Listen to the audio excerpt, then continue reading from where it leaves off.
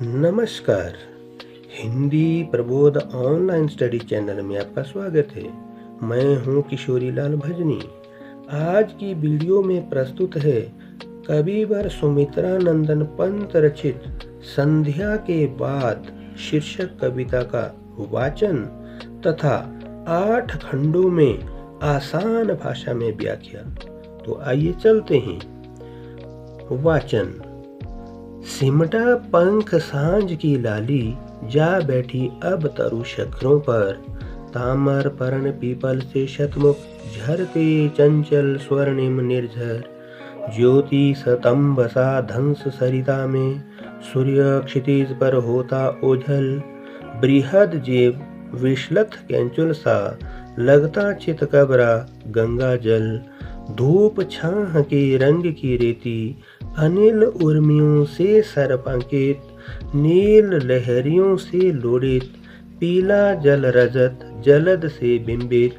सिकता सलिल समीर सदा से, स्नेह पाश में बंधे समुज्वल। अनिल पिघल कर सलिल सलिल, ज्यों ज्ञति द्रव खो बन गया लवोपल। प्रसंग। प्रस्तुत पद्यांश हमारी पाठ्य पुस्तक अंतरा भाग 1 से लिया गया है। सुप्रसिद्ध छायावादी कवि सुमित्रा नंदन पंत द्वारा रचित संध्या के बाद शीर्षक कविता से ये पंक्तियां ली गई हैं। प्रस्तुत पंक्तियों के माध्यम से कवि ने ग्रामीण जीवन का यथार्थ चित्रण किया है। इसके साथ वहाँ के जनजीवन तथा प्रकृति का भी सुंदर चित्रण किया है। व्याख्या। सिमटा पंख सांझ की लाली, जा बैठी अब तरु शिखरों पर। तामर पर्ण पीपल से शतमुख, झरते चंचल स्वर्णिम निर्झर।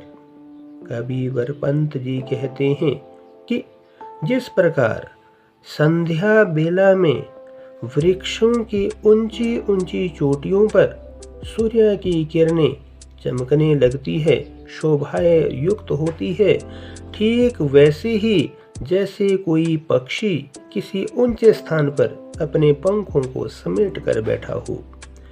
पीपल के सैकड़ों मुख वाले पत्ते जो पीले रंग की वजह से तांबे की तरह दिखाई देने लगते हैं, हवा के झोंके आने पर सोने के झरने की तरह बहते हुए प्रतीत होते हैं।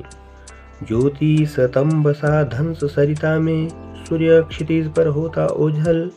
वृहद जीव विश्लथ कैंचुल सा, लगता चितकबरा गंगा जल।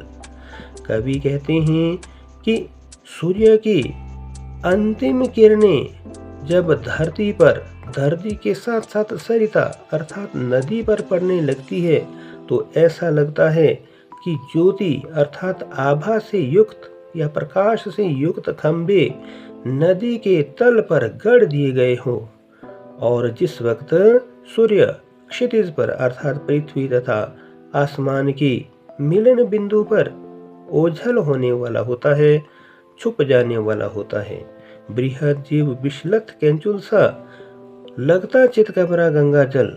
और उस वक्त बड़े आकार का मंद गति से चलता हुआ और थका हुआ सा चितकबरा अर्थात रंग बिरंगे रंग का एक विशालकाय सांप की तरह रंग बिरंगा गंगा जल प्रतीत होता है। धूप छाह के रंग की रेती, अनिल उर्मियों से सर्पांकित। नील लहरियों में लोड़ित, पीला जल रजत जलद से बिंबित। कवि कहते हैं कि धूप तथा छाया पड़ने से जो रेत है वो रंग बिरंगा दिखाई देने लगता है। अनिल उर्मियों, अनिल अर्थात हवा की वजह से, उसकी लहरों के उठने की वजह से वो सांप की तरह का दिखाई देने लगता है। अर्थात रेत उस प्रकार दिखता है जैसे उसके ऊपर कोई सांप चला गया हो।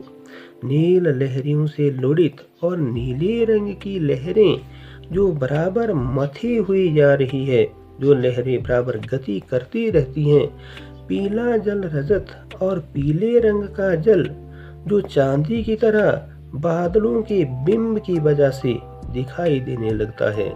सिकता सलिल समीर सदा से स्नेह पाश में बंधे समुज्वल अनिल पिघल कर सलिल सलिल ज्यों गति द्रव को वन गया लवो पल।